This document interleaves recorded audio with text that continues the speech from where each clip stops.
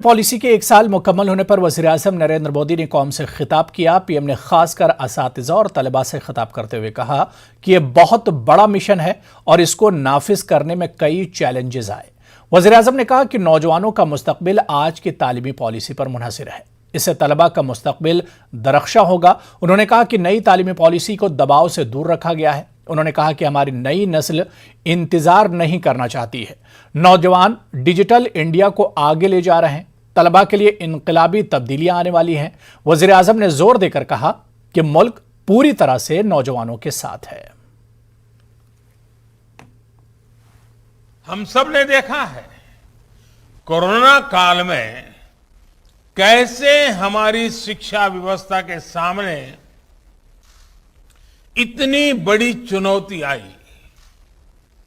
Students की पढ़ाई का जीवन का ढंग बदल गया, लेकिन देश के विद्यार्थियों ने तेजी से इस बदलाव को एडॉप्ट किया।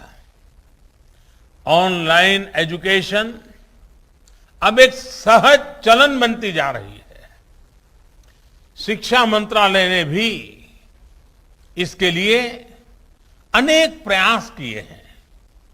मंत्रालय ने दीक्षा प्लेटफॉर्म शुरू किया, स्वयं पोर्टल पर पाठ्यक्रम शुरू किए। आज हमारे स्टूडेंट्स पूरे जोश से इनका हिस्सा बन गए। दीक्षा पोर्टल पर मुझे बताया गया कि पिछले 1 साल में 2300 करोड़ से ज्यादा हिट होना ये बताता है कि ये कितना उपयोगी प्रयास रहा है। आज भी इसमें हर दिन करीब 5 करोड़ हिट हो रहे हैं। साथियों, 21वीं सदी का आज का युवा अपनी व्यवस्थाएं, अपनी दुनिया खुद अपने हिसाब से बनाना चाहता है। इसलिए उसे एक्सपोजर चाहिए, उसे पुराने बंधनों पिंजरों से मुक्ति चाहिए। आप देखिए, आज छोटे छोटे गांवों से, कस्बों से निकलने वाले युवा कैसे कैसे कमाल कर रहे हैं। इन्हीं दूर दराज इलाकों और सामान्य परिवारों से आने वाले युवा आज टोक्यो ओलंपिक्स में देश का झंडा बुलंद कर रहे हैं, भारत को नई पहचान दे रहे हैं। ऐसे ही करोड़ों युवा आज अलग अलग क्षेत्रों में असाधारण काम कर रहे हैं। महाराष्ट्र में जारी जुज़वी लॉकडाउन में नरमी के ताल्लुक से फैसला हो चुका है। इस रिपोर्ट पर सिर्फ वज़ीर आला के दस्तखत बाकी हैं और जल्द ही लॉकडाउन में नरमी का ऐलान कर दिया जाएगा। इस बात की यकीन दहानी रियासत के वज़ीर सेहत राजेश टोपे ने दी। उनका कहना है कि वज़ीर आला के साथ मीटिंग में रियासत के 26 अजला में जारी जुज़वी लॉकडाउन के हवाले से बातचीत की गई और मुस्बत पहल का इशारा मिला। इसलिए अब रियासती हुकूमत की ज्यादा से ज्यादा कोरोना टीका अंदाजी पर तवज्जो रहेगी और जिन अजला में मरीजों की तादाद में नुमाया कमी हो रही है उन्हें अनलॉक किया जाएगा। राजेश टोपे एक अस्पताल की इफ्तिताही तकरीब के मौके पर मीडिया से बातचीत कर रहे थे।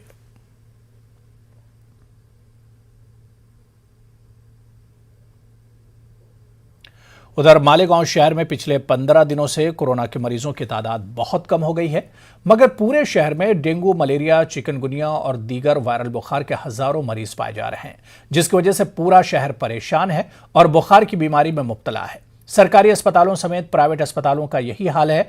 डॉक्टर मरीज की जांच करते करते थक चुके हैं और मरीज बुखार से बेहाल हो चुके हैं। शहर में मच्छरों की तादाद और गंदगी की वजह से ये सारी वायरल बीमारियां फैल रही हैं।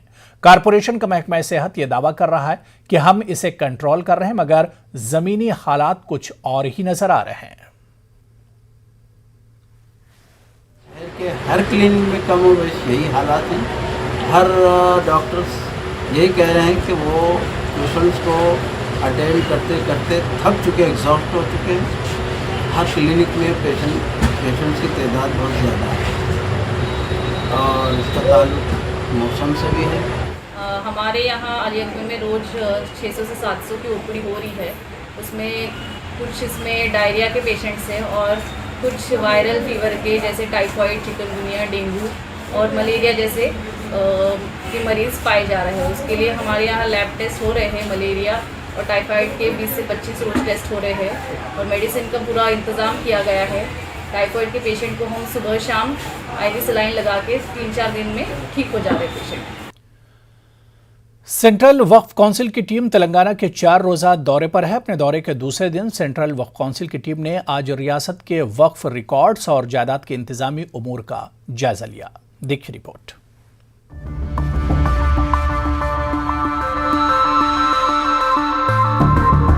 सेंट्रल वक्फ काउंसिल के वफ्द ने हैदराबाद और उसके मज़ाफ़ाती इलाकों में बाज़ मज़ारात और जायदादों का भी दौरा किया। मज़ारों और जायदादों के मुआयने के बाद टीम ने मीडिया से तफसील से बात भी की।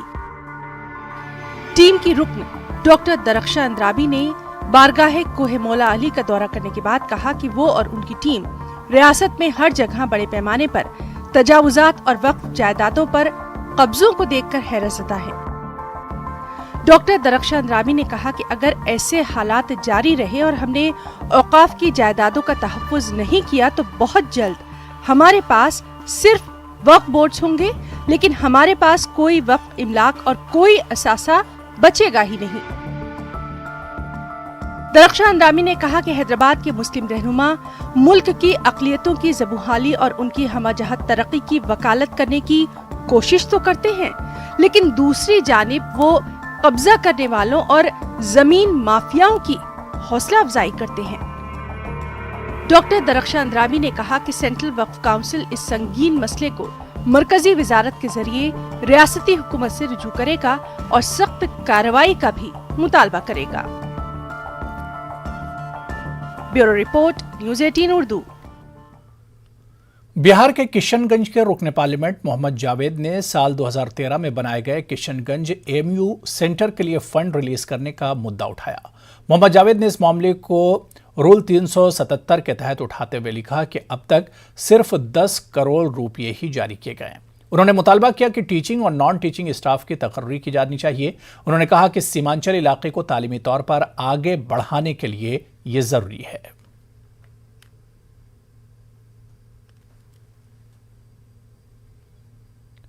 बेंगलुरु में मौजूद उर्दू हॉल को शहीद किए जाने की सख्त मजम्मत की जा रही है। वक्फ इदारे हजरत हमीद शाह की कमेटी को तनकीद का निशाना बनाया जा रहा है।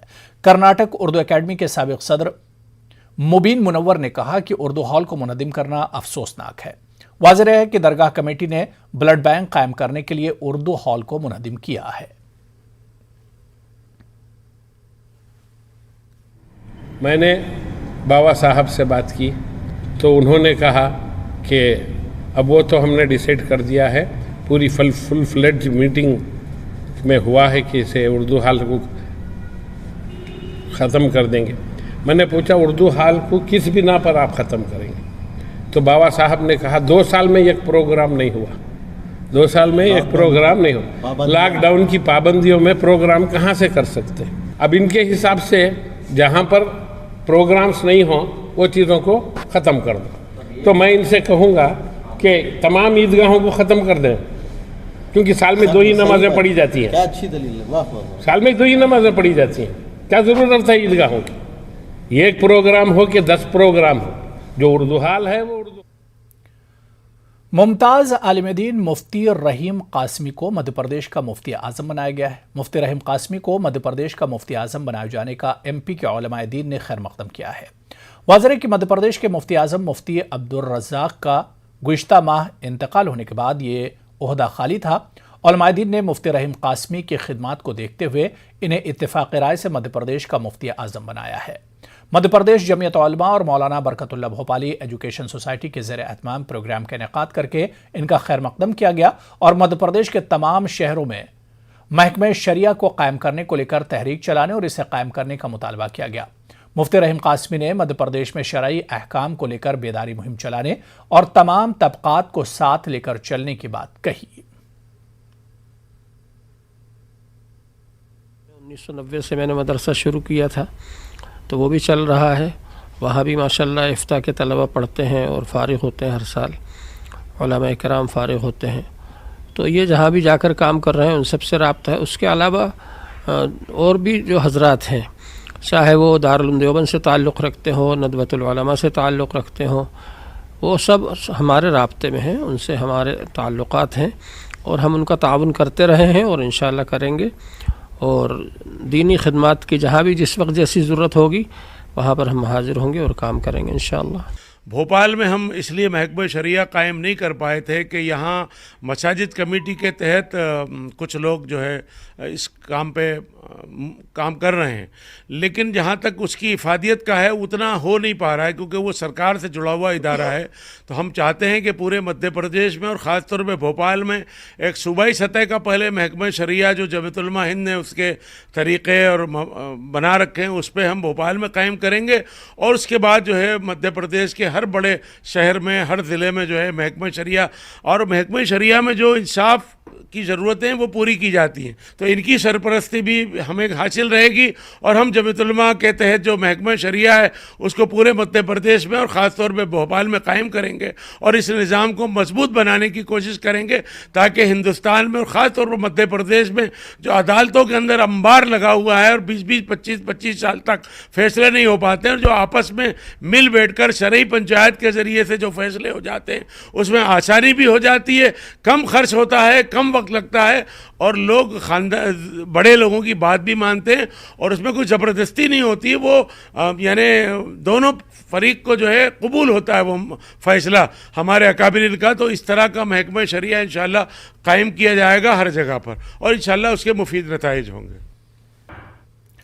कोकण और महाराष्ट्र के मुख्तलिफ हिस्सों में आने वाले सैलाब में सैलाब ज़दगान की मदद के लिए मुस्लिम तबका बढ़ चढ़ कर मदद का हाथ बढ़ा रहा है।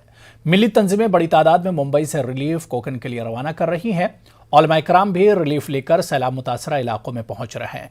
सुन्नी जमियत उलमा और रजा एकेडमी के जिम्मेदारान हजरत मोइनुद्दीन अशरफ और सईद नूरी की क़यादत में उलमा इकराम ने सैलाब मुतासरा इलाकों का दौरा किया और इमदाद तकसीम की।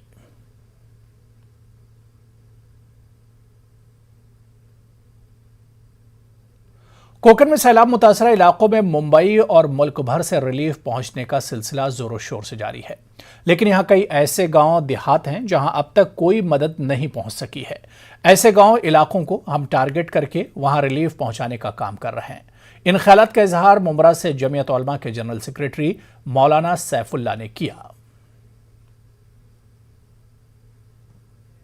कुदरती आफत की वजह से और ख़तरनाक सैलाबी कैफियत की वजह से हालात बहुत नासाज हैं और बर्दाश्त से बाहर हालात हैं, जिसकी वजह से हमारे ज़िम्मेदारान जो महाड़ के अंदर खैमाजन हैं और वो मुस्तकिल रिलीफ का काम कर रहे हैं, उन्होंने हमें कुछ गाइडलाइन दी हैं कि वहाँ अतराफ़ के कुछ ऐसे गांव हैं जहाँ तक अभी रिलीफ नहीं पहुँची है। तो हमने उनके रहनुमाई के अंदर तकरीबन एक ऐसा गाँव जिसमें 250 से 300 लोगों की आबादी है, वहाँ रिलीफ नहीं पहुँची है, तो उनके हमने 300 किट तैयार की है और ये किट माशाल्लाह बहुत अच्छी ज़ख़ीम किटें हैं जिसमें तकरीबन 30 से 35 किलो का सामान है, जिसमें 10 किलो चावल, 5 किलो आटा, 2 किलो शक्कर, 2 किलो मसूर दाल, तुअर दाल, इसी तरह तेल है, नमक है और जो छोटे बच्चों के लिए ऐसा दूध जो तकरीबन 10 से 15 दिन तक बिना फ्रिज के भी रह सकता है वो है।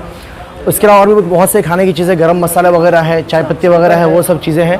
इसके अलावा सफाई के लिए वाइफर है, खराड़ा झाड़ू है, चादर है, ब्लैंकेट है और बिस्किट्स वगैरह जो बच्चों के खाने की चीज़ें हैं, ऐसी बहुत सारी चीज़ें हमने तकरीबन 4.5 से 5 लाख रुपए का सामान यहाँ पे अरेंज किया है। महाराष्ट्र के सैलाब मुतासरीन की मदद के लिए जहां हर तबके की जानिब से कोशिश की जा रही है, वहीं इस तबाहकुन सैलाब में हलाक होने वाले अफराद के लिए मुमरा के दारुल उलूम मखदूम समनानी में कुरान खानी और इज्तिमाई दुआ का एहतमाम किया गया, जहां इन खित्तों की जल्द बाज़ाबातकारी के लिए भी दुआएं की गईं।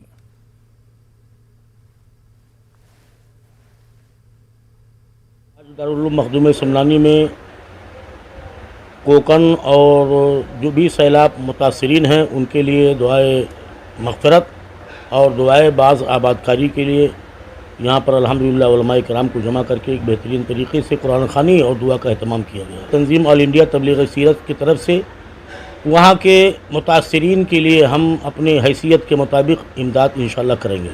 कौम व मिल्लत और बल्कि हर ज़ी शऊर इंसान से मैं ये गुजारिश करूँगा कि भाई इंसानियत और सबूत देते हुए अपने अपने तौर पर हर आदमी उन परेशान इंसानों की मदद करे। यही हमारी इंसानियत है और इंसान ही का हमदर्द होता है। मुमताज शायर और अफसाना निगार अख्तर वामिक को भोपाल के बड़ा बाग कब्रिस्तान में नम आंखों के साथ सुपुर्द खाक किया गया। अख्तर वामिक कई दिनों से अलील थे और भोपाल के मकामी अस्पताल में इनका इलाज जारी था, जहां पर उन्होंने सुबह दाई अजल को लब्बैक कहा। अख्तर वामिक का शुमार भोपाल के कोहना मश्क शोरा में होता था। आज़ादी के बाद भोपाल में उर्दू शायरी की जब भी बात की जाए, अख्तर वामिक के जिक्र के बगैर उर्दू अदब की तारीख अधूरी रह गई। अख्तर वामिक के कई शेरी मजमूए मंजर आम पर आए थे, जिनमें सहरा में साइबान, ख्वाबों की किरचियाँ और सच के सिवा कुछ नहीं के नाम काबिल जिक्र हैं।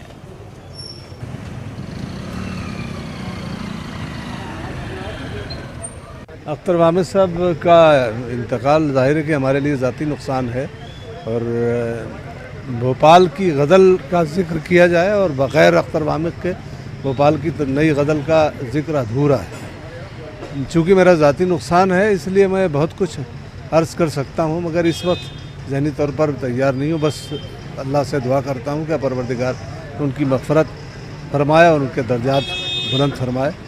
इंतहाई अफसोस का मकाम है, लेकिन अल्लाह की जो मर्ज़ी उसके सामने किसकी चली है। अख्तर वामिक साहब एक बहुत ही बुर्दबार शख्सियत थे और बहुत अच्छे शायर थे। हम उन्हें जब भी सुनते थे उनसे कुछ न कुछ सबक लेते थे। उनका अंदाज़ बहुत शफ़क़त भरा हुआ करता था और मेरी कई एक ज़ाती जो है तजुर्बात उनके साथ मेरे शामिल हैं और यकीनन उनका जाना मैं ऐसे महसूस कर रहा हूँ जैसे अपने घर का कोई फ़र्द चला गया।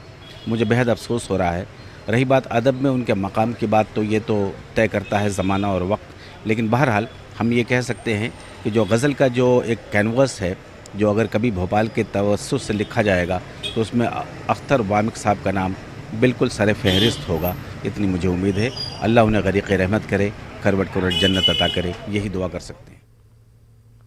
मालेगांव शहर का मज़ाफ़ाती इलाका दियाना शिवार, रमज़ानपुरा और मालदा शिवार जो 2011 से कारपोरेशन के हुदूद में शामिल किया गया, मगर आज भी ये इलाके बुनियादी सहूलियात से महरूम हैं।